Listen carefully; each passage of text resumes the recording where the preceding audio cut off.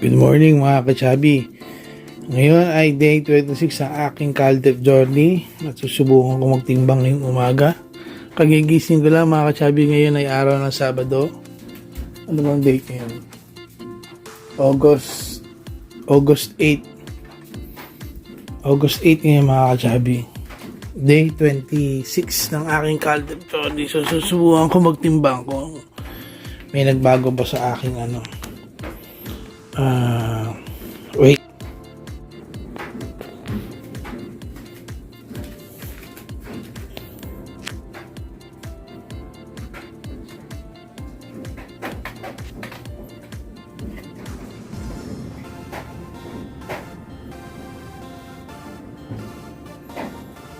Yung mga kasabi, 98.1.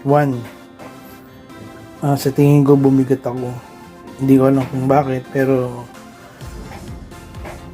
baka sa pag-weights ko, hindi ko alam kung nag-add ako ng muscle, pero lumuluwang pa rin lahat ng aking mga damit Okay mga kachabi, mamaya na lang ulit sa aking magiging almusal. Bye bye. Okay mga kachabi, kaya nga kaninang umaga, day 26 ng aking Caltech journey. Kaya ng umaga ay nagtimbang ako. Papakita ko sa iyo, lagi ko sa video yung kung ano yung naging timbang ko, yung pagkagising ko kanina umaga. 2 araw din akong walang workout.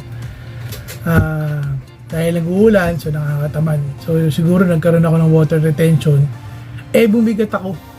Naging 98.1 yung kilograms yung timbang ko.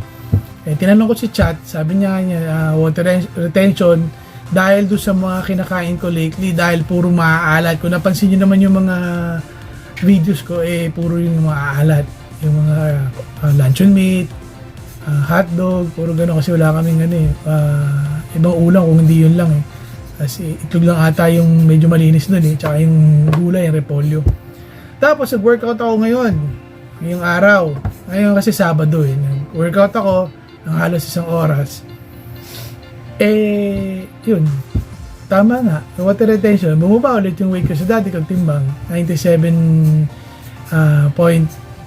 kilograms yung naging huling weight ko pagkatapos ko mag-workout. Ibig sabihin niya, karoon ako ng hindi ako sigurado, pero sabi ng mga yung mga magagaling, lalo na si Chat, syempre magaling yun, AI yun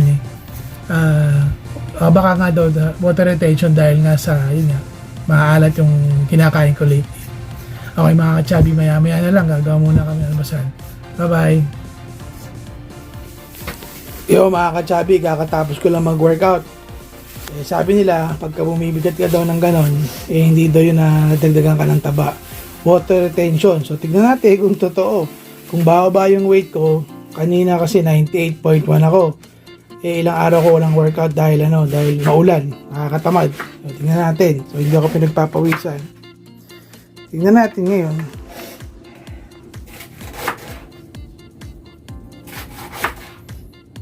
Totoo nga.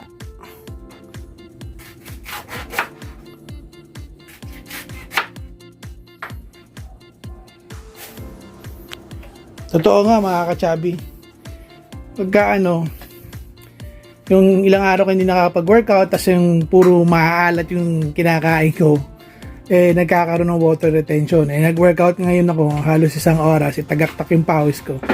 Yun, nawala yung tubig. Bumalik ako sa dati kong weight, 97.4. Okay mga kachabi, maya na lang at gagawa muna kami ng almusal.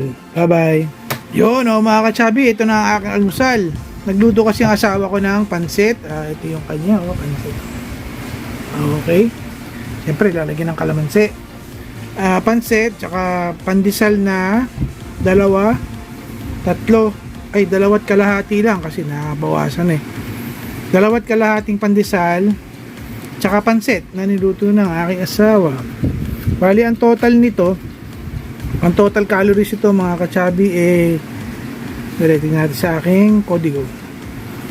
585 calories na merong 12 grams na protein. Pasok na pasok sa aking target na 600 per meal na calories. Okay mga ka-chubby, mamayang tanghali na lang ulit. Bye bye.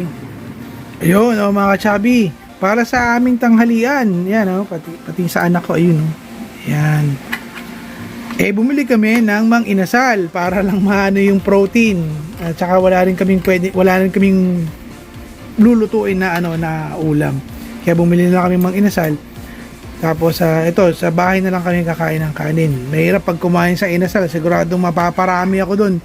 Kaya umuwi na lang kami. Ang total calories itong aking kakainin ngayong tanghali 620 calories. Lagpas siya sa target ko na 600 lang, pero okay lang, marami pa naman ako para mamayang gabi. At meron itong 52 grams ng protein. Okay mga ka-chubby, mamaya ulit hapunan. Bye bye. Yun mga ka-chubby, magandang gabi sa inyo lahat. Para sa aking hapunan, ito ang aking hapunan. Yung natirang inasal kanina at yung tirang pansit, konting kanin, tsaka yung sardinas na titikman namin ngayon na matitikman yung masarap daw ito hindi daw malansa. Roast bowl na sardinas, sana masarap siya. Bali yung total nito, yung total calories na itong dinner ko 490 calories na may 25 grams. Ang total ko sa buong araw na calories 1,770 calories at 90 grams. At hindi ko na naman naabot yung aking 120 grams, pero okay lang yun. At least meron tayo na ipapasok sa katawan natin na protein. At sa aking kaldep, pasok na pasok, 1,770. At ang target ko 1,900. At bawas na naman, sana hindi na madagdagan ang aking timbang. Okay mga ka-chubby, kita-kits ulit tayo bukas para sa aking day 27 ng Caldep Meals. Bye bye!